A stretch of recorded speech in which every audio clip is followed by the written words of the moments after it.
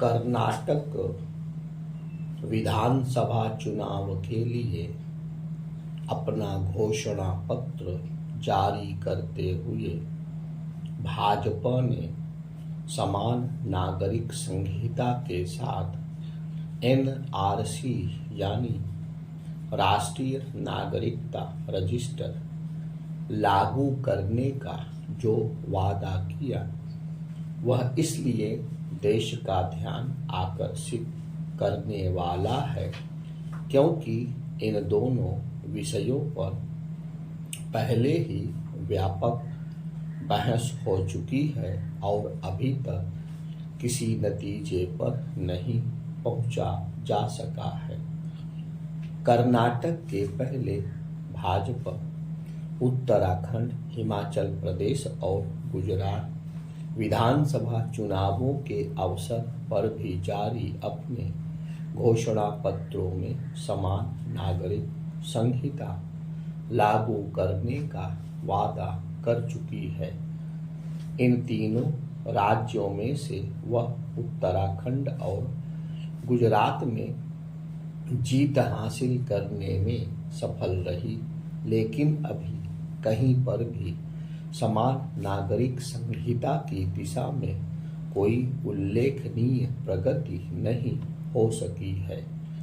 अभी तक ना तो उत्तराखंड और ना ही गुजरात सरकार प्रस्तावित समान नागरिक संहिता का मसौदा प्रस्तुत कर सकी है।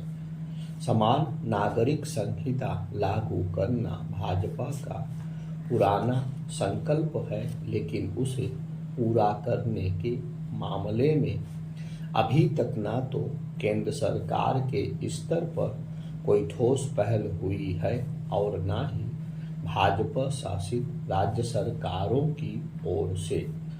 यदि केंद्रीय सत्ता संघ भाजपा शासित राज्य सरकारें समान नागरिक संहिता को लेकर वास्तव में संकल्पबद्ध हैं तो उन्हें इस दिशा में आगे बढ़ते हुए दिखना चाहिए।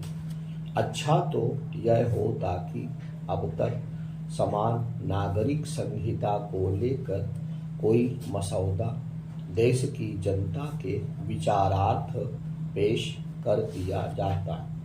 इससे एक तो आम लोगों को समान नागरिक संहिता का रूप स्वरूप समझ आता और दूसरे उन तत्वों के दुष्प्रचार की काट होती जो इस संहिता को लेकर हौवा खड़ा करते रहते हैं। यह हौवा इसके बाद भी खड़ा किया जाता है कि गोवा में समान नागरिक संहिता ना जाने कब से लागू है। समझना कठिन है कि जब गोवा में समान नागरिक संहिता लागू हो सकती है और उससे किसी समुदाय को परेशानी नहीं, तो फिर वह अन्य राज्यों और यहाँ तक कि संपूर्ण देश में लागू क्यों नहीं हो सकती।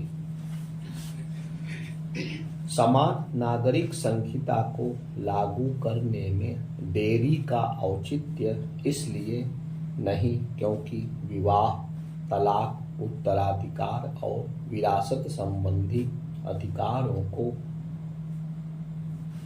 एक जैसा करने की आवश्यकता जताई जा रही है।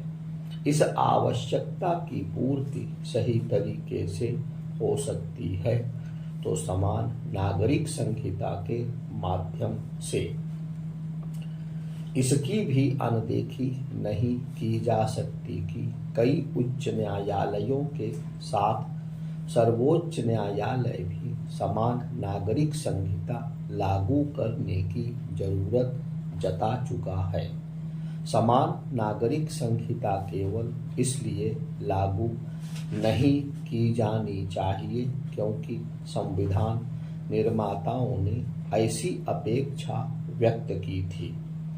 इसे इसलिए भी लागू किया जाना चाहिए क्योंकि यह राष्ट्रीय एकता को बल प्रदान करने से साथ हर क्षेत्र, जाति और पंथ के लोगों के बीच इस भावना का संचार करेगी कि उन सबके अधिकार एक जैसे हैं।